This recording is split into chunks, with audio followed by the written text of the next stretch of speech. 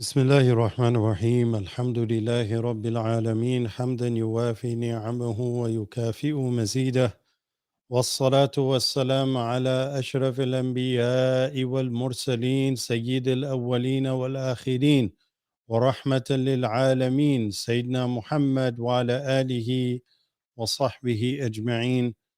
الحمد لله الذي هدانا لهذا وما كنا لنهتدي لولا أن هدانا الله. Alhamdulillah, welcome back for another class here. And this is on the fiqh of worship and rules of purification and prayer. We've reached lesson 3. This is what I would call a jam-packed lesson, a lot to cover. And we left off what should have been the nullifiers of wudu from last lesson. So we're covering ghusl, tayammum, those things that nullify wudu, and a little bit more. So let's see what we can get done, inshallah.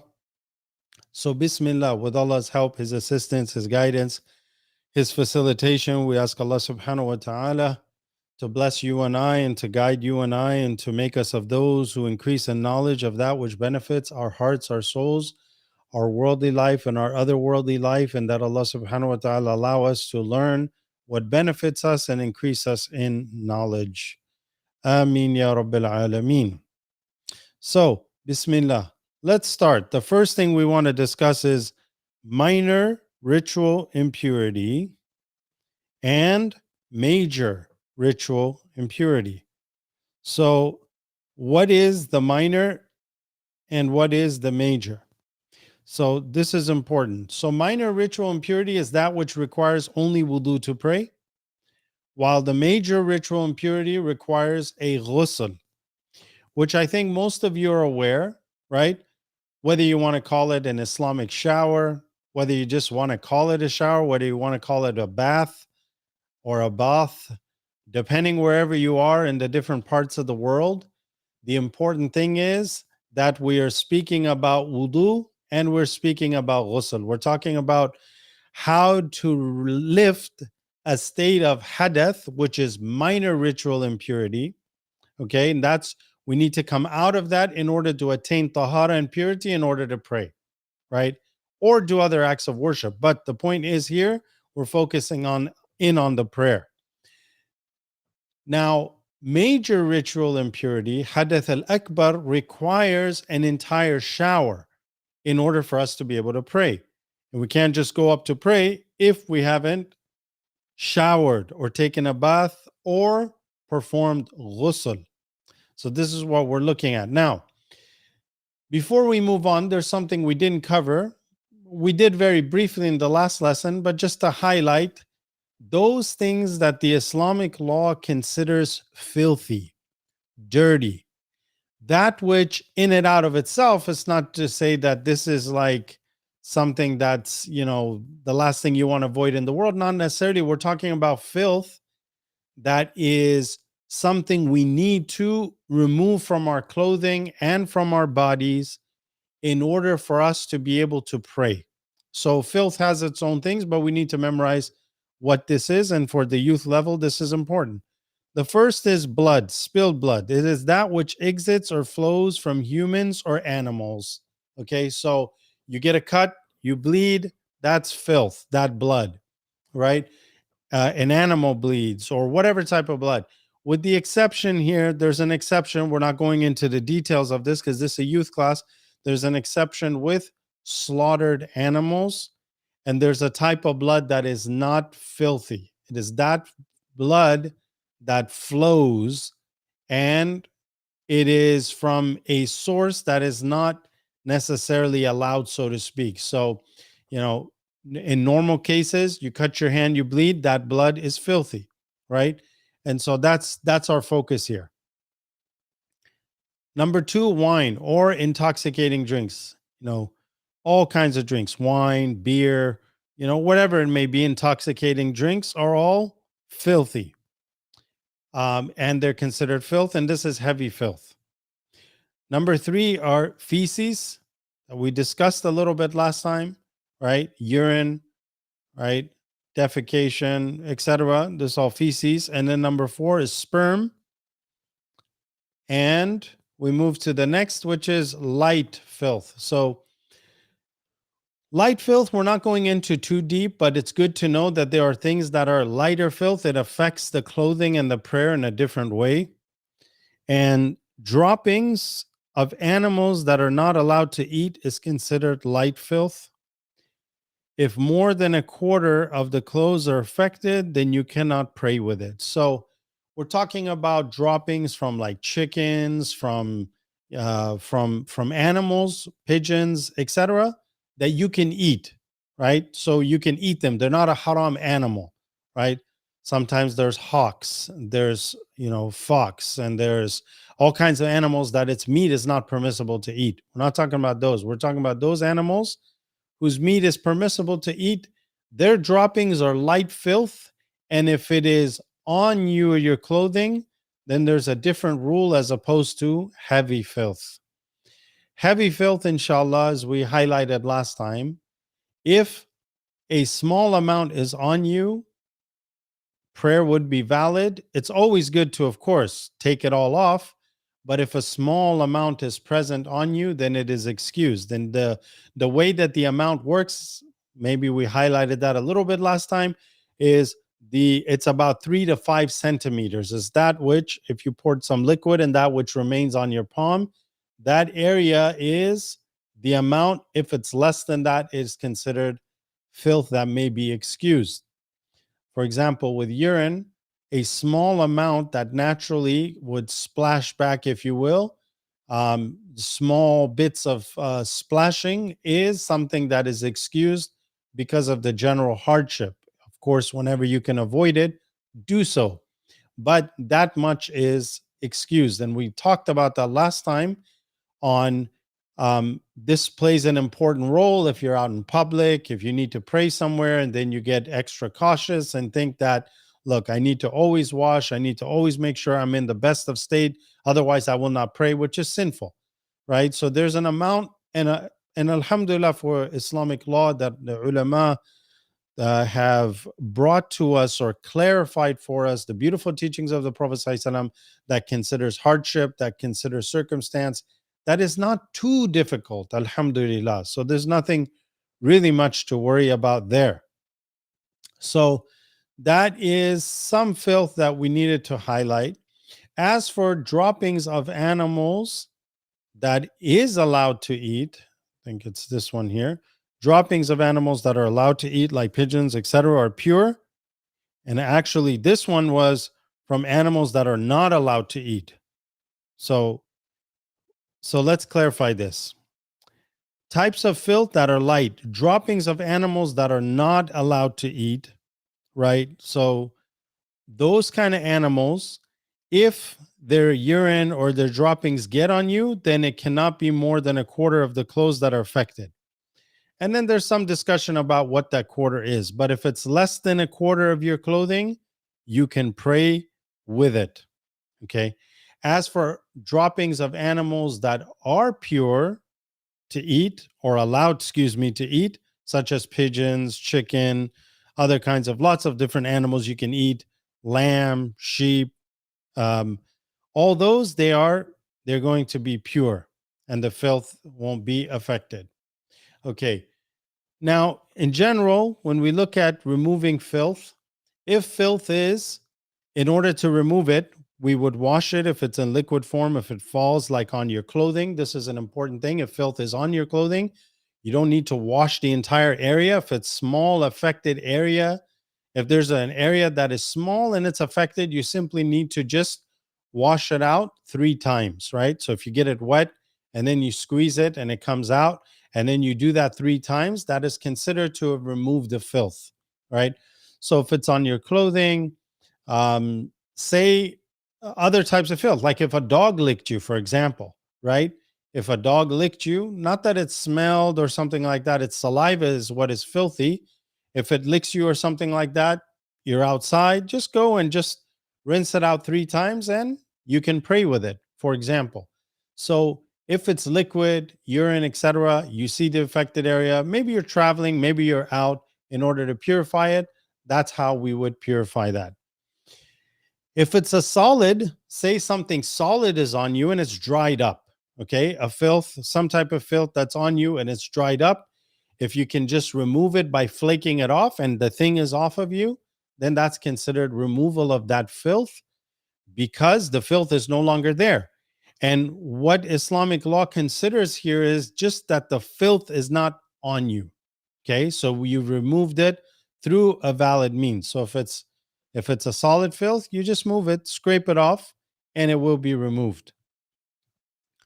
All right, so now we move into what we didn't cover last time, which is the nullifiers of wudu.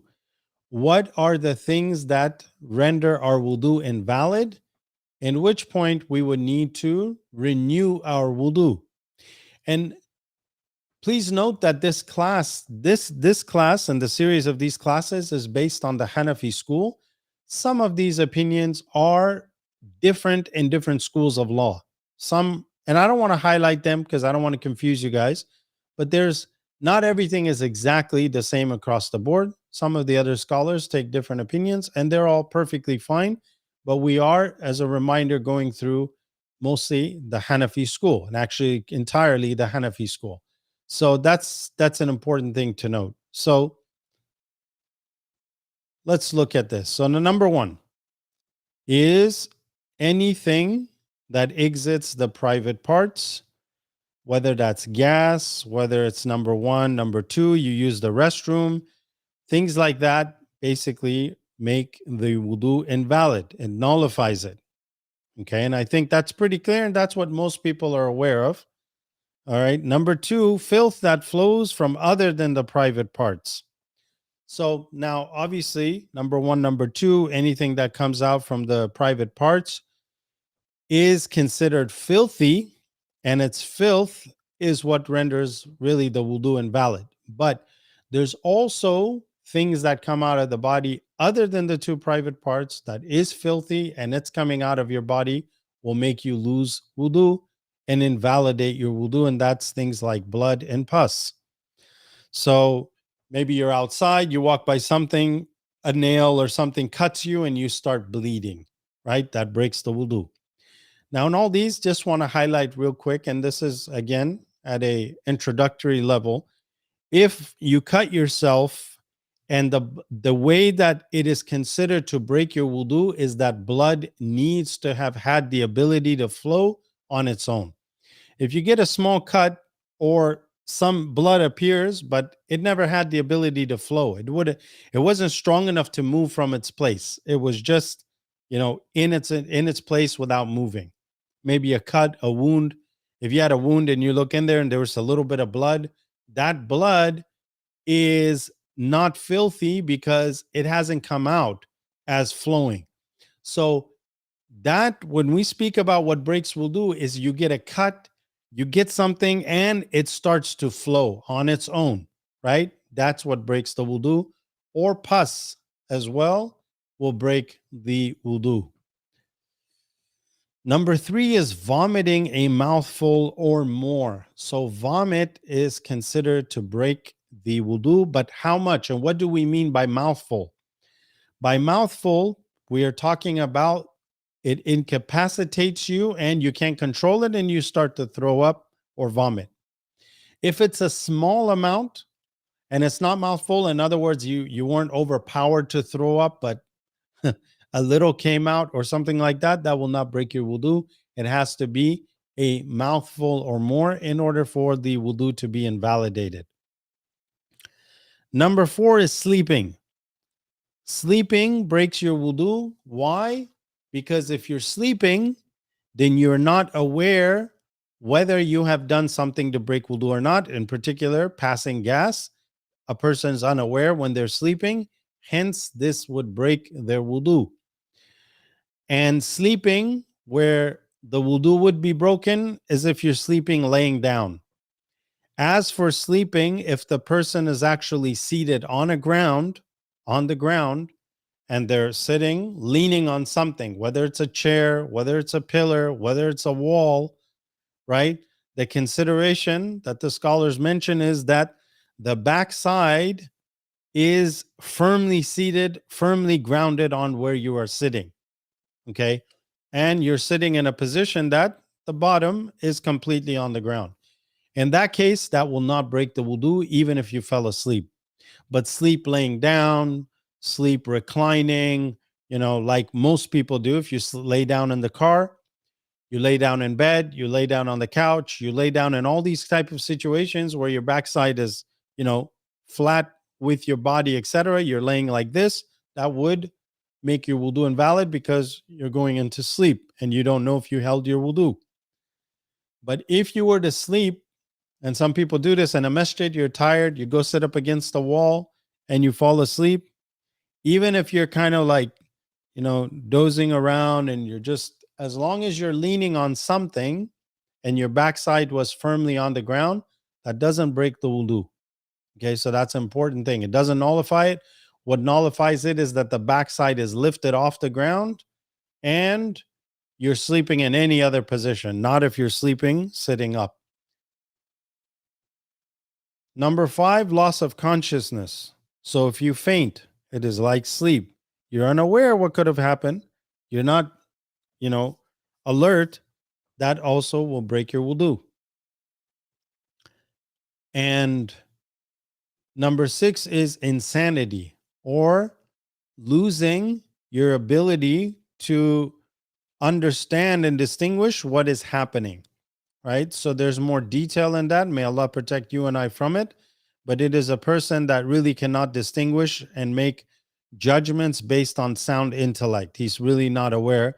It doesn't mean that they're completely utterly insane, but that they cannot differentiate.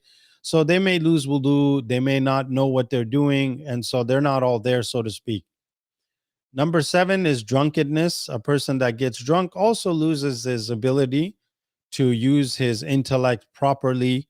He may be aware of some things, but he may not be aware of other things. So drunkenness also makes you lose your wudu. Of course, needless to say, this is extremely haram. Why would anybody do that? God forbid. But if it does happen, then it breaks the wudu. Laughing out loud while performing the prayer. There's more details to this, but laughing out loud means to laugh in a way that your voice is projected out and others can hear you, right? This happened during the time of the Prophet ﷺ, where some of the companions were praying and someone fell and they laughed, and the Prophet ﷺ commanded them to go and renew their wudu as well. Laughing, if you're kind of like smiling or giggling to yourself without your mouth opening and without making any sounds other than just, light laugh to yourself without any sounds, that doesn't necessarily break the prayer, okay? Or break the wudu, actually. It doesn't break the wudu. As for any sounds that come out, then that would break the prayer, but we're going to speak about that when we reach prayer itself. So those are the main things that break wudu. And if any question comes up, inshallah, do not hesitate to just put in the comments and I'll take those questions later on. Now, the next thing we want to look at, so those are pretty clear. All of them are centered around filth coming out of the body, things coming out of the front or back of the private parts. Anything that comes out basically breaks wudu.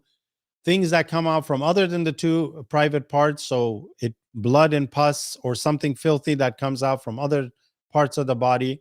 Vomit that's mouthful is also considered filth there. So that also breaks your wudu. So, and then the loss of consciousness, whether that's being drunk, being insane, going to sleep, tuning out, if you will. Those are the main things. And inshallah, it's easy to memorize and know what breaks the wudu. The next section we're going to speak about is ghusl itself. So when we perform wudu, we have come out of minor ritual impurity into purity. Now we're going to speak about major state of ritual impurity and what are the main causes. What happens that when that thing happens, you now need to perform ghusl, or an Islamic shower or bath, right? A full Islamic bath in order to be in a state of purity. Okay, so that's what we're looking at next. The causes, as this is a youth class, we're trying to simplify, make it easy. Number one is the emission of sperm, whether that occurred through a wet dream or any other method, right? So, wet dream, however it occurred, the emission of sperm becomes a source or a cause to now make your ghusl obligatory. Two, a person who is in a state of menstruation, they're menstruating, they're on their period, or a person who's in a state of nifas, which is a state where they just had a child and there is some bleeding that occurs after having a child. So in those states, and that's called janaba, right? Major ritual impurity, one needs to perform ghusl in order to become pure again, right? In order to become pure, in order to pray, etc. So the next thing we want to look at then are what are those things that a person needs to do from the integrals, from the major things that is required of ghusl in order for their ghusl to be valid. Just like when we covered wudu, we talked about what are the fara'id or major obligations of the wudu, which were four, and then everything else that were sunan, good things to do, you get rewarded for it, but they're not from the core requirements. So the next part of ghusl, we're looking at core requirements. Otherwise, your ghusl is invalid. And there are three things that we want to highlight. Okay. And these are the integrals. All right. So, what are they? The integrals of the purificatory bath or ghusl are the following. Number one is washing the mouth, rinsing the mouth. Okay. Rinsing the mouth is in wudu a sunnah, if you recall, but in ghusl, it is an integral part of it. Number two is rinsing the nose, right? Rinsing the nose and getting up and until, make sure that in wudu, this area is sunnah to wash, but in ghusl, one should take the water all the way up to just where the hard part of the nose is. You need to take water up. Of course, if you're fasting, you want to be a little more careful because that might, if water goes up past that, it could go into the throat and break your fast, even if you did it on accident. So if you're not fasting and you're performing ghusl, then do wash these areas all the way up to just the hard part of the nose. Here's another point. What if you did perform ghusl, you came out and you're like, oh, I forgot my nose or my mouth? You do not need to go back in there and perform ghusl all over again. You can simply now go to the sink and just wash your mouth and your nose, and your ghusl will be complete. And then the third one, very essential, which is to wash the entire body. Washing of the entire body is an integral part. So essentially, what we're saying is every part of the body needs to be washed completely in order to meet the requirement of the integrals of ghusl, the entire body.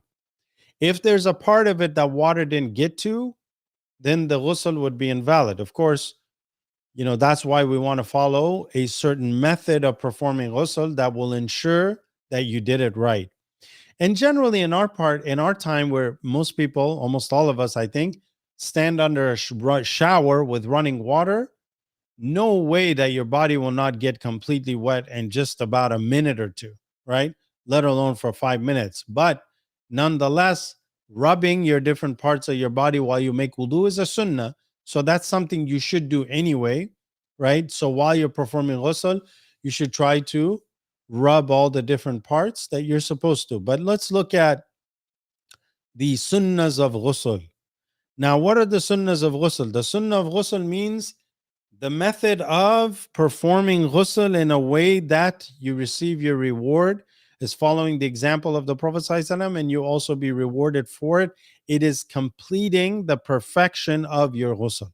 So the first part, the integrals, are getting in there, taking a full shower, doing those three main things, and your ghusl is valid. You can now go ahead and pray.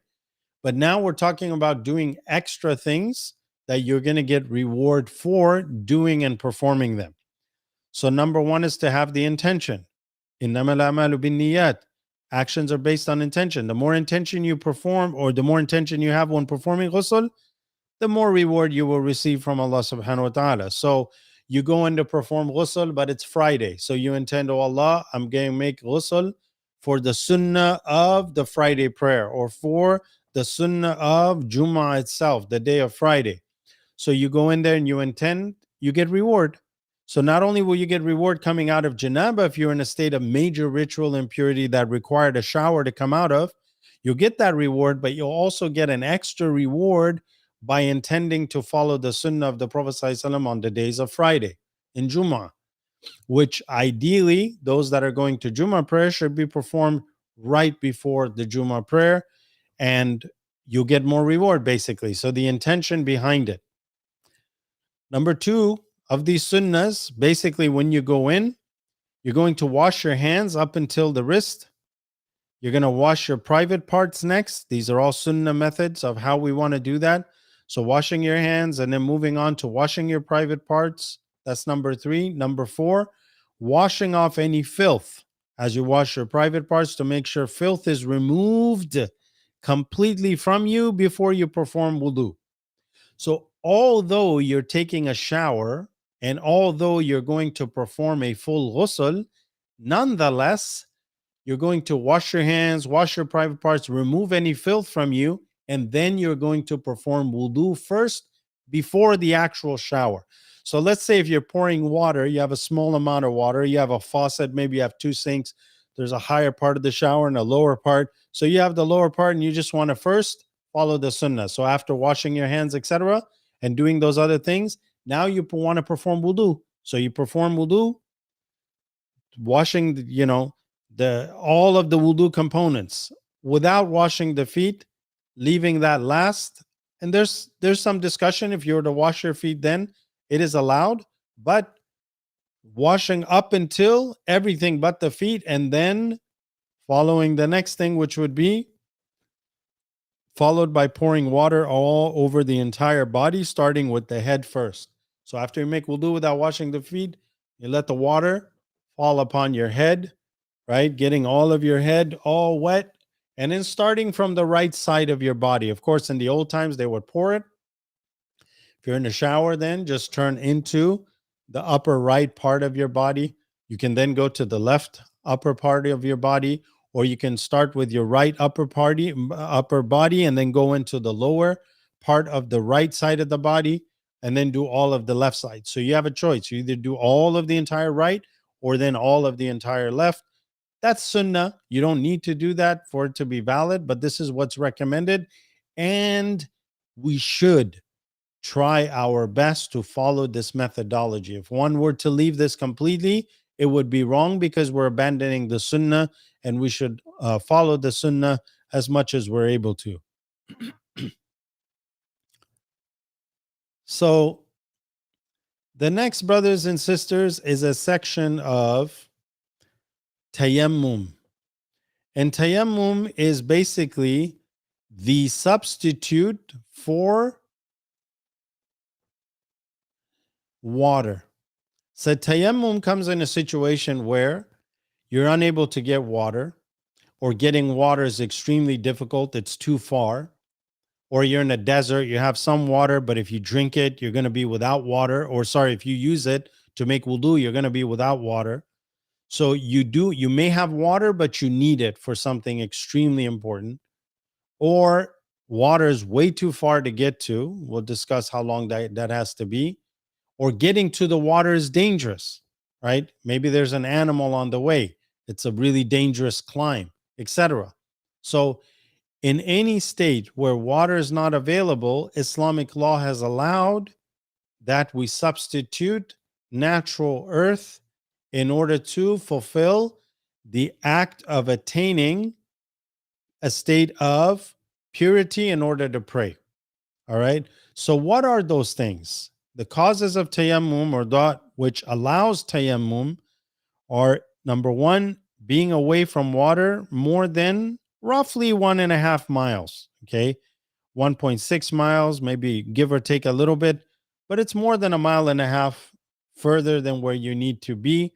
As maybe it's a 3-mile walk to get to a 2-mile walk. That's quite far. Now, if you want to go, it's up to you, but that's a cause for you to now substitute with tayammum. Number two is extreme cold, or fear of getting sick. So there is water. We're talking about the times you can do tayammum. There's water. It's early in the morning. You can't heat the water up, and the water is so cold, right? Maybe it's very cold temperature out. By using it, you fear that you're going to get very sick, or you have experience that the last time you used this, you went to the hospital or something major. So you have a fear of using water because you're going to get sick. It's very dangerous, for example. Therefore, this is a reason that you can also perform tayammum. Or you are sick. By using water, it may increase you in your sickness or delay the recovery. And we see this across, especially with fasting. There are times that you're sick. The Sharia takes into consideration if you were to do this thing, it's going to delay you getting better or it's going to make you worse. Both are situations where you can take the option of using another method. With the issue of fasting, it's a legal reason that you don't have to fast on that day. Of course, details are attached to it. We have a class on that. But when it comes to water, this is a cause or allowance for you to then go ahead and make tayammum. Number 4 is fear of an enemy or a wild animal. You could see a lake right there, but there's something dangerous and you fear that animal. You also don't have to go try to risk it and make wudu and in the process think that if you die, you're going to die as some great shaheed. No, you don't have to go down there. And honestly, for us, I think a lot of times this may play a role if you're somewhere very, very cold, or if, you know, sometimes power goes out, or maybe water is just not available and you have to drive all the way down, etc. You're unable to get to it. There could be different reasons. So sometimes when you study Islamic law, don't always think, oh, that's never going to happen to me. You never know when something could actually happen to you. So it's very important for us to know just in case that happens to us, and it's also good to know the rulings for it. Now, what can you use for tayammum? Tayammum may be performed by the following: anything from the top surface of the earth, for example, dust, stones, or dirt, sand, and clay. Any part of the main part of the top of the earth you can use. The thing you want to avoid is anything that if you burn it or heat it would dissolve, such as wood, gold, or silver, right? So you can't use leaves, you can't use wood, but you can use just about anything else from the top of the earth, rocks, sand, whatever it may be, it certainly is allowed to be used. So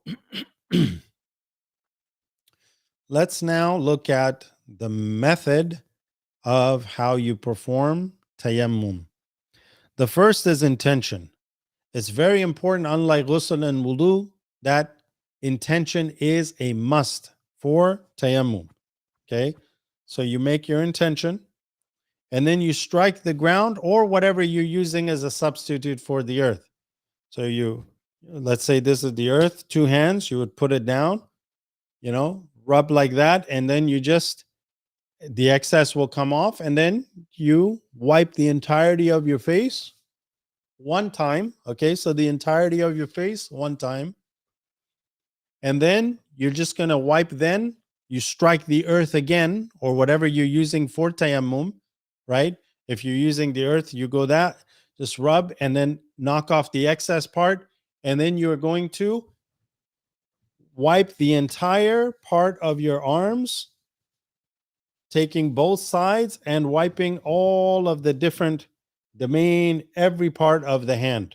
Okay, starting from the top all the way down and including the elbows. You don't wipe the head, you don't do the feet, simply the face and all of the arms. And the same with on the other side, that you're going to make sure that you get the entire arm on this side and that you cover all of it, including the thumb area. So you want to make sure that you do that. One rub properly on your face, then on your arms, and then you have tayammum.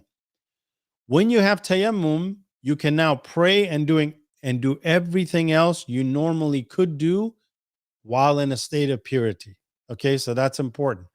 and you can pray nawafil, fara'id, you can do everything. And so we covered that. Now, so what invalidates tayammum? So again, when you're in a state of tayammum, you can now do everything you normally would have done if you had wudu with water. But there are things now that will invalidate the tayammum. Everything or anything that invalidates wudu also invalidates tayammum, right? So passing gas, going to the restroom, bleeding, right? Vomiting a mouthful, all that, God forbid, falling insane or going to sleep, taking a nap, laying down, etc. All those things would also invalidate the tayammum.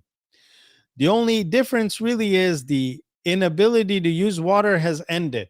So you thought you didn't have water, you're praying, and all of a sudden, while you're praying, you realize, hey, there's actually a little waterfall thing right there.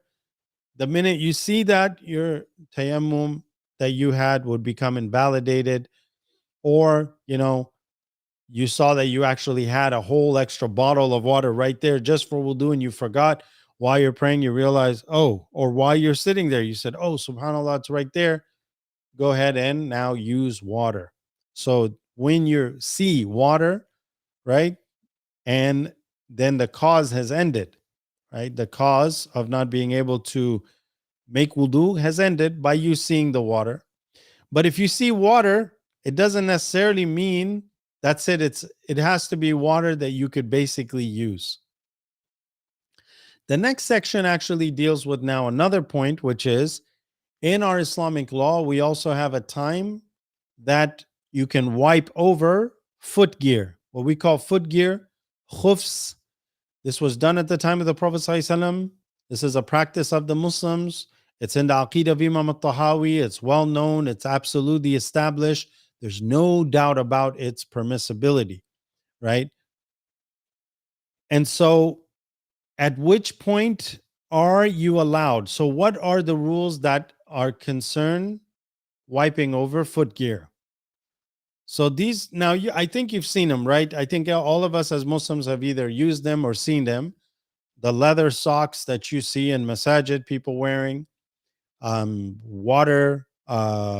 waterproof socks like sealskins that was out a few years ago, or even any kind of shoes that you wear but covers the entirety of the ankles and goes above, like leather boots or shoes that are high and they go above the ankle and seals around.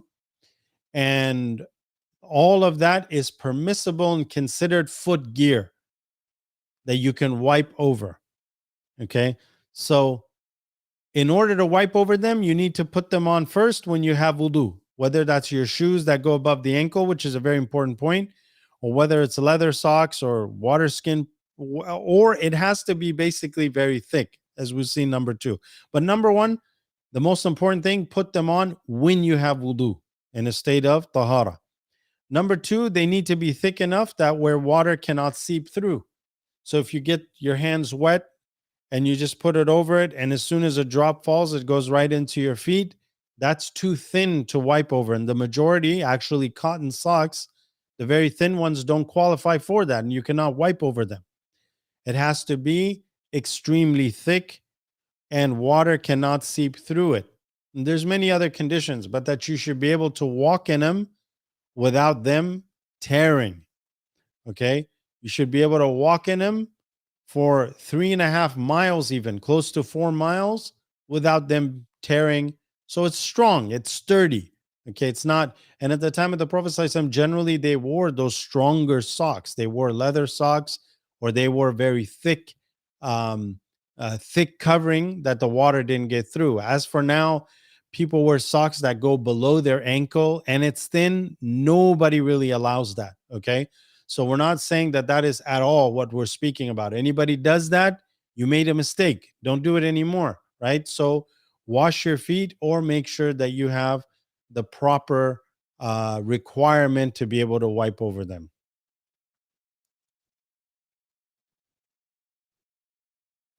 And so one can walk in them and they will not tear. That's important. And also, they must be above the ankles, as I mentioned. So now there's a time limit, like how much time do you have to wipe over them? If you are a resident, meaning not traveling, you put them on from the time that you lose wudu, you're going to have 24 hours of being able to wipe over them if you don't take them off. So you have 24 hours, say 2 o'clock, you put them on at 1 o'clock, you lost wudu at 2 o'clock. Now you made wudu and wipe. Now on that 2 o'clock, the next day you'll have until 2 o'clock, basically 24 hours. And if you're traveling, you have more of a leeway up to 3 full days, right? So if it was 2 o'clock on Monday, you'll have, Tuesday, Wednesday, right? You'll have a good 3 days. So that's 72 hours of being able to wipe over them without having to take it off. If you're wearing it and your time runs out the next day, say it's now 3 o'clock the next day, your 24 hours have ended from the first time you wiped over it. So from that point on, or when you lost wudu in them, from that point on, if you were to just make wudu, you take it off, wash your feet, and put them back on, and now you have a new, fresh starting point to be able to wipe over them. So it's up to 3 days as a traveler and up 1 day as a resident, somebody who's not traveling. So things that invalidate the footgear. That which invalidates wiping over footgear, number one, anything that invalidates wudu also invalidates the wiping over footgear. So if you lose wudu, khalas, you have to now, the wiping part, you have to wipe again over it in order to make wudu. Taking off even one pair. This is the tricky part. So don't take it off. If you take it off, you no longer could put them back on to wipe over them. You're going to have to wash your feet. Okay. So don't take them off. If you take them off, wash your feet, put it back on if you have wudu, and then you continue on. Okay. And then, or the time has expired to wipe over them. So your time is out. You had a certain amount of time and you didn't use it. In that case, your time has expired. Now, we want to speak very briefly as well about some ahkam related to sisters. And we're speaking about menstruation, right? Menstruation, when a sister has, or when a woman has her menses, her period, and she is in a state of menstruation, she does not pray or fast while menstruating. But one makes up the fasting, but not the prayers. So this is a leeway that they're given.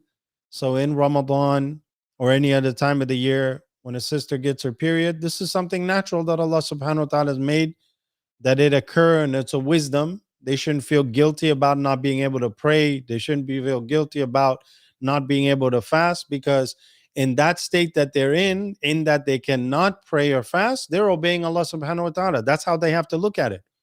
Right? So the only reason I'm not praying right now is because Allah commanded me not to pray, so I'm getting my reward. The only reason I'm not fasting right now is because Allah commanded that I do not fast. Right? So you'll get your full reward. But this is actually a very, very big topic, and I urge you all to study this very deeply, because the amount that we cover in this class no way meets the requirement or the minimum threshold of knowledge that a person is responsible in learning. Hopefully, in sometime in the near future, inshallah, there are more classes for adults in our curriculum that you can study. If you're Hanafi, if you want a really detailed, beautiful class, take the Miraq al-Falah class that Sheikh Faraz Rabbani has taught in the STEPS curriculum. That's a very good, in-depth, extreme detailed class. That would be good. However, if we don't know anything, if you're a youth, maybe you're in your teens, maybe you're 12, 13, you don't know much about it at all, there's a lot to learn about it, and it's an incumbent and a requirement that you must learn the detailed rules of this. Otherwise, you're not going to be sure that you're not going to be able to ensure that you are obeying Allah Ta'ala correctly, and that your prayers and all these other things are sound. What we're highlighting here is some basics that everybody should know, right? And so what are some of these things? So there's a time that they're minimum of menstruation, where menstruation is considered as 3 days and the maximum is 10 days. So if someone, a sister, sees that she has her period, it only continued for 1 day, and then she saw it for one more day, and then she didn't see it at all, it just disappeared, that's not considered haid or menstruation. It's considered irregular bleeding, which is not considered enough to remove her from the obligation of prayer and fasting. If she did meet the minimum of 3 days, then it is considered a proper period, menstruation. And the normal habit most people have are probably going to be between 5 to 7 days, maybe 8 days, maybe 9. And we come to the maximum of it being 10 days, that it cannot exceed 10 days. So there's a point that if it exceeds more than 10 days, the first 10 are going to be considered period, in which she's not allowed to pray or fast. And then the extra will be considered istihada or irregular bleeding. And she needs to make wudu, ghusl, pray. And she needs to renew her wudu if needed for every prayer if the menses are continuing irregular bleeding. And she needs to fast as well if she is obligated to fast, of course, like in Ramadan. So the minimum is 3 days, the maximum is 10 days. And there's all these details about what if you see something on the third and fourth day, but then you didn't see it in the fifth, sixth, and seventh, but then you saw it in the eighth, ninth, 10th, 11th, 12th. The details in this get very, very detailed. And that's why I'm recommending that you study this in more detail. But you need to know that anything less than 3 days is not period. Anything more than 10 is considered irregular bleeding, and one should go ahead and pray and fast with proper steps in it. For example, if you're in your period, you perform ghusl, and now you would go ahead and observe that this is irregular bleeding and continue. There is a minimum of purity in between them. What does that mean? That means that there is a minimum period in which a woman must be in a state of purity to establish a proper haid, or an assessment that you have your period. That is 15 days. Now, in these 15 days, you really cannot see anything but absolute clear discharge. It has to be absolutely clear. If it's colored, if it's, has other things, then it's not considered to be pure. Establishing purity is very important. So 15 days goes by, you didn't have any period, you didn't have any discoloration, the discharge is absolutely clear. That was a proper purity state. The minimum is 15. It can go on for whatever, but the minimum is 15. Now, if you see blood, and then you can establish the period from there because you already went through the purity. If you didn't, and it's really complicated, then my advice to you is to consult a scholar of Islam, a proper scholar who has knowledge of these details, and they'll be able to help you in determining that day. And, I have a teacher whom I study with on these details. And one of the things that is very important is for people to keep track of when they get their period, when they get their purity, and just to have a little calendar of sort to keep track, right? And it's very important. My teacher mentioned that he keeps track of that for all of his family, just in case if things get, I don't see anything. Last time I saw something was 9 days ago. Before that, 4 days, but I didn't see anything for 5. What do I do? But you have a little bit of a log, so to speak, that will help you out. That was probably more detailed than I wanted to cover, but inshallah, that's also very, very important matter that needed to be addressed. There's other things that we didn't discuss, which are things like wet dream. If you see a wet dream, then the ghusl is required. And if it was the first time, then obviously you have now become baligh. You've now become mature, fully responsible in Islamic law for all your actions, and all your prayers and fasting from that moment on will be counted against you if you don't follow or fulfill it. whether that is the minimum age for a girl 9 years old, or whether that occurred when you're 11 or 12, etc., etc. From that point on, you're fully responsible, which means these things you need to have learned before you became mature and reached the age of puberty, because then everything, once you're mature, becomes an obligation. So if you didn't know how to pray, if you didn't know how to make wudu, and you waited until maybe 12 years old and you got your period at 11, this is sinful and not allowed to have delayed it. So inshallah, I hope that that covers a good amount of some of the basics, inshallah. Let me see now what questions we may have, inshallah. If there's any questions, you can go ahead and ask. If you have not signed on or registered for this class, please do so there in the forum.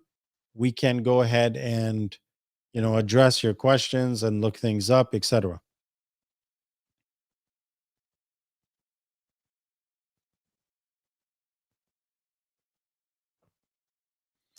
I'm not sure what you mean, brother, by toilet water.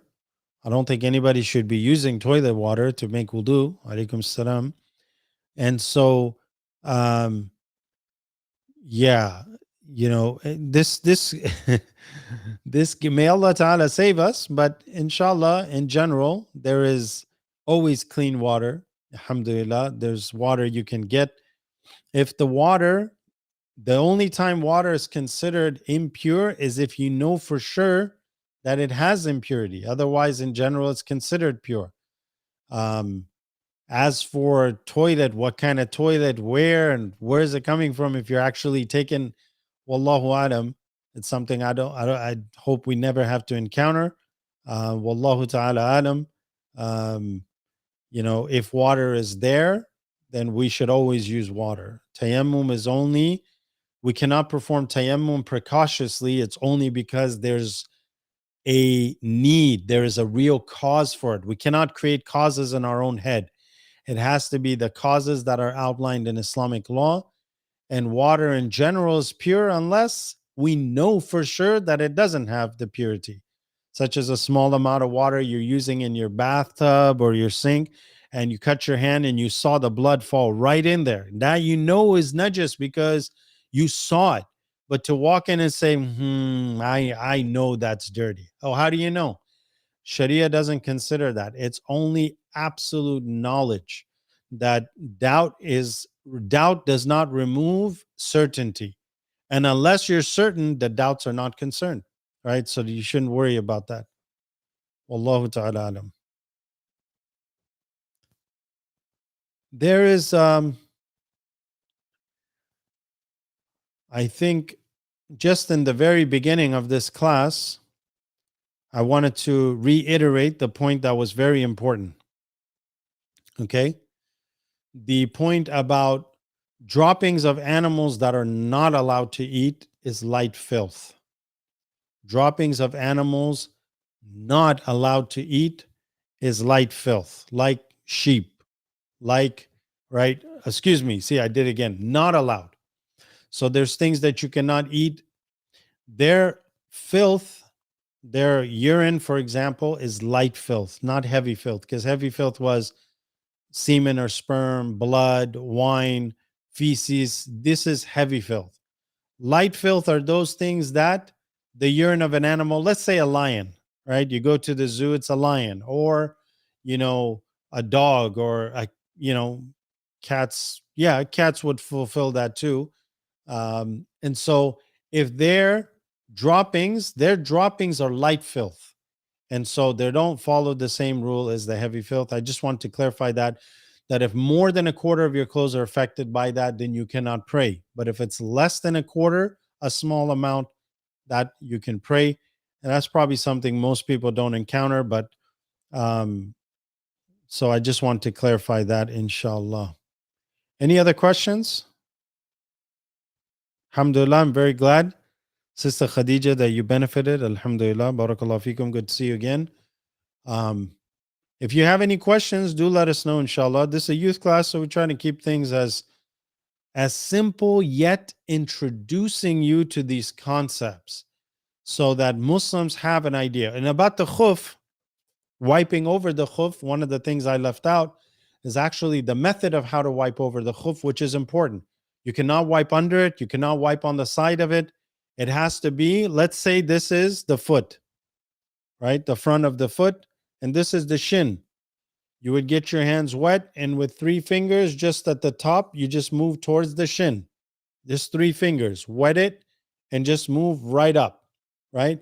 Just like that, right? You don't need to go up into the shin and go above. No, just a quick movement of the top, not the side, and that's it. You've wiped over the khufs as well that we didn't illustrate. Obviously, in the conditions sitting here, it's a little bit difficult, but these are all introduced to you. So you got an idea of menstruation, the minimum, the maximum, the time of purity. You got when we can do tayammum, when you cannot do tayammum, what are the causes, what's the basic method, what can you use, what breaks the wudu, all the major things that we went through, and how to perform ghusl, what's the integrals of the ghusl, what are the sunnahs of the ghusl that are extra and rewarding, and what is minor ritual impurity, what is major ritual impurity. So alhamdulillah, inshallah, I think that was a good class and sufficient for this topic, and this class is a first class. This is introductory level for youth on the rules that pertain to tahara and salat. Wa sallallahu ala sayyidina Muhammadin wa ala alihi wa sahbihi ajma'in. We'll see you all next week, inshallah. These are a total of 8 lessons. Do mark that on your calendar.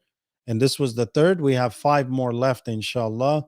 Jazakumullah khair. We'll see you next time. Wassalamu alaikum wa rahmatullahi wa barakatuh.